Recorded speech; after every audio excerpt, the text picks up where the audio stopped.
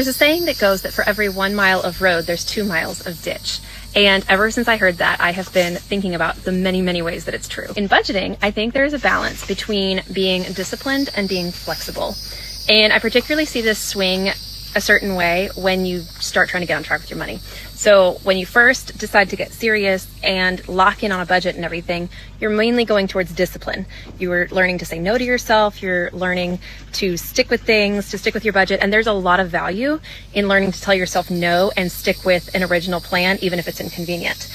But then conversely, once you get a couple months into it, you find that sometimes obviously you have to be flexible. And then what I see and what I've experienced is that there comes a point where you have enough confidence in how well you've been doing to kind of take a breath and say, okay, we can actually adjust the budget a little bit more because things have come up, because that's what you're supposed to do. And so I just think it's funny to watch that swing back and forth, because then you have times where you say, oh, we need to be a little bit more strict again, or a little bit more, disciplined. And that's actually a season that I'm in right now. I'm trying to swing back towards being more disciplined so we can reach goals faster and everything like that. But I just think it's so interesting.